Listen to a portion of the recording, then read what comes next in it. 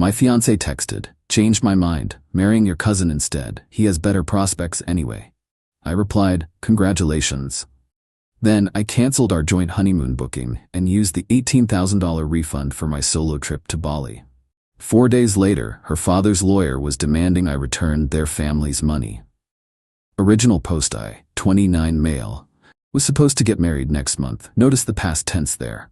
Last Tuesday, sitting at my desk grinding through quarterly reports, my phone buzzed. Isabella, 27, my fiancée of 3 years. The woman I'd been with for 5 years total. The text was short, brutal, and oddly formal. "Nathan, I've made a decision. I'm marrying Trevor instead. He has better prospects anyway. The wedding is off. Please don't make this difficult."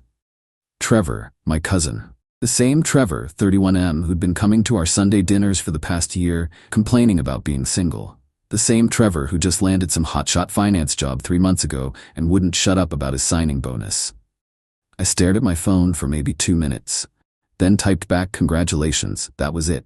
No argument, no begging, no rage, just one word. Then I got to work. See, Isabella came from money, old money. Her dad, Harrison, owned multiple businesses, and they'd insisted on contributing to our wedding. But here's the thing, they wanted control, so they put the deposits in my name since the groom should handle these things. Their words, not mine. The honeymoon package alone was $18,000, 2 weeks in Bali, 5-star everything, already paid in full. The venue deposit was another $8,000. Catering deposit, $6,000. All technically under my control. By 3 p.m. that day, I'd canceled the honeymoon booking, got lucky with their 30-day cancellation policy, full refund. Immediately booked a solo trip to Bali for myself, same resort, better room, for 3 weeks instead of 2. Cost me $11,000, leaving $7,000 in my pocket. Canceled the venue, lost half the deposit but got $4,000 back. Canceled the catering, got $4,500 back. They were cool about it. Changed all the passwords to our wedding planning accounts. Blocked Isabella on everything except email. Needed a paper trail. Total recovered, $26,500. Not bad for an afternoon's work. Then I drove to our apartment. Well, my apartment that she'd been living in rent-free for 2 years. Packed all her stuff into boxes. Designer clothes, jewelry I'd bought her, her collection of overpriced skincare. Everything. Neat and organized, labeled clearly. Left them in the building's storage room with a note for the super that she'd be picking them up. Texted Trevor from my work phone. "Congrats on the engagement. Isabella's belongings are in storage at my building. Pick them up by Friday or they go to Goodwill." Then I called my boss, told him I needed 3 weeks off starting in 2 weeks. He knew about the wedding, assumed I needed time to deal. Approved immediately. That evening, Isabella called 17 times. I didn't answer. Finally, she emailed, "Nathan, we need to talk about the wedding arrangements. A lot of money is involved." I replied, "All vendors have been notified and handled accordingly. Best wishes for your future." Wednesday morning, Harrison started calling. Let it go to voicemail. "Nathan, we need to discuss the wedding finances immediately. This is unacceptable." Thursday, Isabella showed up at my office with her sister Monica, 25. Security wouldn't let them up without my approval. I didn't approve. Friday morning, the real fun started. Update 1. So Friday afternoon, I'm packing for Bali when I get a knock at my door. Not Isabella.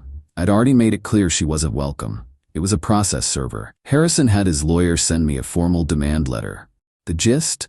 I owed them $32,000, their investment in the wedding, plus emotional damages to Isabella. They claimed the money given for the wedding was a conditional gift, contingent on the marriage happening, and since I'd unilaterally canceled everything, I'd stolen from them. The letter was so full of legal word salad, it was almost funny. Almost. I immediately called my buddy Derek, who's a contract lawyer. Sent him everything, receipts, text messages, the works. He laughed, actually laughed. "Dude, they put everything in your name. No written agreement about conditions. She broke the engagement. You're golden. This is intimidation tactics." But the entitlement didn't stop there. Saturday morning, I wake up to 43 messages in my family WhatsApp group. My Aunt Janet, Trevor's mom, had gone nuclear. Nathan is trying to destroy Trevor's happiness. He's keeping Isabella's money out of spite. My mom responded first. Janet, your son stole Nathan's fiancée. Sit down. Trevor himself chimed in. I didn't steal anyone. Isabella made her choice. Nathan needs to return the wedding money and move on like an adult. My younger brother Marcus, 26M. Trevor really said that with his whole chest? LMAO, the audacity. Then Isabella created a Facebook post. Oh, this was rich. Some people can't handle rejection with grace. Keeping money that isn't yours is theft. I feel sorry for anyone who dates someone so vindictive. Trevor and I are happy, and no amount of pettiness will change that. Also, Nathan, you're not fooling anyone. We all know you could never afford Bali on your own. The comments were split. Her friends rallied around her, calling me trash. My friends posted screenshots of her text dumping me for my cousin. It turned into a whole thing. But here's where it gets really good. Derek did some digging.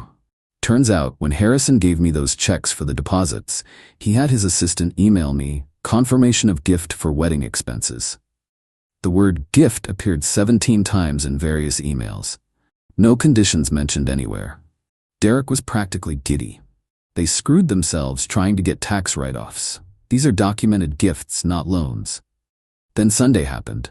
I'm at my parents' house for dinner, Trevor obviously not invited anymore, when my dad's phone rings. It's Harrison. Dad put him on speaker without telling him. Savage. Richard, your son is being unreasonable. That money was for Trevor and Isabella's wedding. I thought it was for Nathan and Isabella's wedding? You know what I mean. The wedding Isabella is having. The one where she's marrying someone else after sending my son a text message, that wedding? This is about money, not feelings. No, Harrison, this is about your daughter making promises she didn't keep. Nathan didn't steal anything. You gifted him money for a wedding that your daughter canceled. Maybe teach her about consequences. I'll sue. Go ahead. Discovery should be interesting. I heard Isabella's been texting Trevor for months while engaged to my son. That'll look great in court. Dead silence. Then Harrison hung up. Monday morning, Derek sent a response letter to Harrison's lawyer. Professional, but brutal. Outlined the gift documentation, noted Isabella's admission via text that she ended the engagement, and mentioned that any further harassment would result in a restraining order. He also noted that attempting to file a frivolous lawsuit could result in them paying my legal fees. The extinction burst started Tuesday. Trevor showed up at my gym at 6 a.m. Tried to corner me in the locker room. Bro, just give the money back. This is getting messy. Trevor, you're marrying a woman who dumped her fiancé over text for money. Good luck with that. It wasn't about money. We fell in love. Cool, then you won't miss the money. By the way, how's that signing bonus? Should cover a nice wedding. His face went red. That's already allocated for. Not my problem. Just like Isabella's dad's gifts to me aren't your problem. He actually tried to chest bump me. Gym staff intervened. He got banned. I finished my workout. Wednesday was Instagram gate. Isabella posted photos of her and Trevor wedding planning. The venue? A VFW hall. The ring? Significantly smaller than the one I'd bought her, which she'd returned and I'd already sold, another $8,000 in my pocket. Her friends were hyping it up, but you could see the difference. The 5-star venue I'd booked versus a community center. Premium catering versus what looked like a buffet menu. Then came Thursday's masterpiece. I get an email from Isabella herself. Not her dad, not lawyers, just her. Nathan, I know you're hurt, but this is getting ridiculous. Yes, I fell for Trevor. It happens. We didn't plan it. But keeping that money is wrong. It was my father's money for my wedding. You're being petty and everyone knows it. Trevor doesn't have the funds to pay for everything like you did. If you ever cared about me, you'd do the right thing. Please. I sat on that email for an hour, then responded. Isabella, the money was gifted to me for our wedding, which you canceled via text to marry my cousin. I used my gifted money to book my vacation to heal from your betrayal. I wish you and Trevor exactly the happiness you both deserve. P.S. The resort in Bali has couples packages if Trevor's signing bonus can cover it. Friday morning, my flight leaves in 6 hours. Sitting in the airport lounge now, typing this up. Just got one last text from an unknown number, probably Monica. You'll regret this. We'll make sure everyone knows what kind of person you are. I replied with a photo of my first-class ticket to Bali. Already boarding, have a beautiful wedding. Then block that number 2. Update 2. From Bali. Been in Bali for 5 days now, and the drama followed me across the Pacific. First, the good stuff. This place is incredible. The villa they'd booked for our honeymoon? I upgraded it. Ocean view, private pool, personal butler service. Posted one sunset photo on Instagram. Just the view, no caption. 147 likes in 2 hours. Isabella's best friend Cynthia commented, "Must be nice spending stolen money." My college roommate replied, "Must be nice marrying your fiancé's cousin 5 weeks before your wedding." Cynthia deleted her comment. But the real entertainment came Wednesday night, Thursday morning back home. Harrison actually tried to file a police report for theft. The cops called me, thank God for international roaming, to get my side. "Officer, sir, we have a gentleman here claiming you stole $32,000 in wedding funds." Me, "Officer, I have documentation showing those were gifts to me. The wedding was canceled by his daughter, who is now marrying my cousin. I'm happy to email you everything." "She's marrying your cousin?" "Yes, sir," she informed me via text message. At that, "Sir, can you send those documents to this email address?" Sent everything. Got a call back an hour later. No charges would be filed. Harrison apparently made a scene and had to be escorted out. Then Friday hit, and Trevor decided to go nuclear on social media.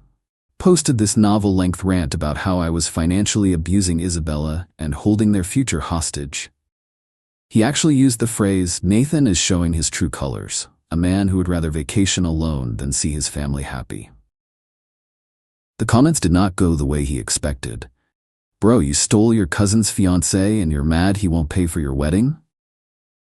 This math ain't mathing, Trev.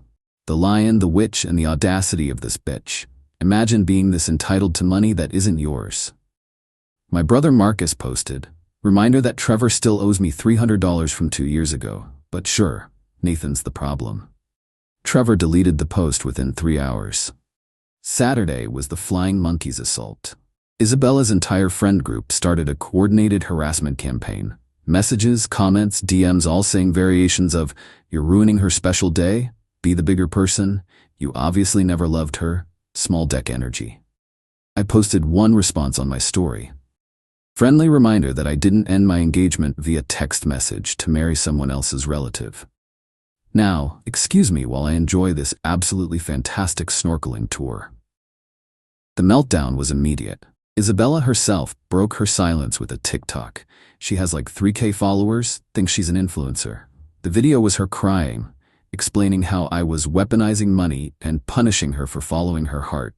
The tearful finale, "He's literally in the honeymoon suite we picked out together, alone, just to hurt me." The comments were brutal. "Girl, you dumped him for his cousin. Following your heart to his cousin's wallet maybe. Not the tears when you caused this mess. Trevor can't afford the honeymoon? Red flag babes." She deleted it after 2 hours, but someone screen recorded it. It's been reposted everywhere. Then Monday, I get a WhatsApp from my grandmother. "Grandmother, Harrison had called my 82-year-old Nana, trying to get her to pressure me. This man really thought he could manipulate a woman who survived the depression and raised 7 kids. Nana's message to me, that Isabella's father called. Seemed upset about money. I told him my grandson doesn't negotiate with terrorists. Enjoy your vacation, sweetheart. Nana's a gangster." But Tuesday brought the nuclear option. Harrison hired a different lawyer. This one sent an email, not a letter, an email, threatening to sue me for intentional infliction of emotional distress and conversion of funds. Derek responded with one line, "Please review the attached gift documentation and cease all contact with my client. Further harassment will result in counteraction." That's when Trevor made his biggest mistake. He replied all to the lawyer email chain, genius move, with, "Just pay them back, Nathan." I'll admit this all started when Isabella and I began talking 4 months ago, but that doesn't mean you should keep money meant for her wedding. 4 months ago. Derek immediately forwarded this to me with, "Christmas came early. I'm sitting here in paradise, watching the sunset, sipping something with too much rum in it, while back home, Isabella's dream wedding turned into a VFW hall buffet because Trevor spent his signing bonus on a Tesla he's been flexing on Instagram for 2 months. The universe has a sense of humor. Final update. Got back from Bali yesterday. 3 weeks of absolute peace aside from the digital entertainment. Honestly, the distance gave me perspective, and the drama that unfolded while I was gone was better than any Netflix series. So here's what happened. The wedding was last Saturday. I know because Marcus went, absolute legend, and live texted me everything. The venue, VFW Hall with wood paneling from the 70s. The catering, local Italian place, family style. The flowers, grocery store arrangements. The photographer, Trevor's friend with an iPhone 14 Pro. Now, I'm not shaming budget weddings, but this was Isabella, who once cried because the napkins at our tasting were too everyday. The girl who wanted exotic flowers flown in from Holland. The contrast was stark. The best part? Harrison gave a speech where he made multiple references to when you invest in something, you expect returns, and some people take advantage of generosity. According to Marcus, even Trevor looked uncomfortable. But the real bomb dropped during Isabella's speech. She actually said, "This isn't the wedding I dreamed of, but love is more important than material things. Trevor and I know that certain people tried to sabotage our happiness, but we're stronger together." Marcus said the room went quiet. My dad apparently got up and walked out. My mom followed. Half my family left during the speech. Then Sunday happened. I woke up to 73 messages. Turns out, someone, Marcus denies it, but I know it was him, asked in the wedding hashtag, Trevorly ever after. Yes, really. Why the bride's family couldn't afford a better wedding if money was so important to them. Isabella's cousin responded that Harrison's business took a hit recently, and they were counting on recovering the wedding deposits. Someone else asked why they needed Nathan's money if Trevor had such better prospects. The thread devolved into chaos. The truth came out. Trevor's signing bonus was already gone, Tesla, new wardrobe, Vegas bachelor party. Harrison's cash flow was tight due to a failed investment, and they'd been banking on bullying me into funding their wedding. Monday morning, I'm unpacking when I get a call from an unknown number. It's Isabella's mom, Margaret. She's crying. "Nathan, I'm sorry. I didn't raise her to be like this. I found out she'd been texting Trevor since last Christmas. I'm so sorry. Harrison and I are separating. This whole situation showed me who he really is." Plot twist I didn't see coming. Then yesterday, the final act. Isabella texts me from a new number. "Nathan, I made a mistake. Trevor isn't who I thought he was. The wedding was humiliating. Everyone was comparing it to what ours would have been. Trevor's already complaining about money. His mom made comments about my family being overdramatic about the deposits. This isn't what I wanted. Please, can we talk?" I didn't respond, but I did screenshot it and send it to Derek with, "For the files." An hour later, Trevor messages me. "Isabella won't stop talking about you and the Bali trip. This is your fault. You turned everyone against us. We could have worked this out like adults if you hadn't been so petty." I responded, "Worked what out? You were sleeping with my fiancée for 4 months while coming to my apartment for dinner. You both made your choice. Live with it. You ruined her wedding day." "No, Trevor, you both ruined mine. I just refused to pay for yours." He blocked me after that. Good riddance. Last night, my parents had me over for dinner. My dad pulled me aside. "I'm proud of how you handled this. You didn't stoop to their level, you just protected yourself. Isabella and Trevor deserve each other, and Harrison learned he can't bully people with fake legal threats."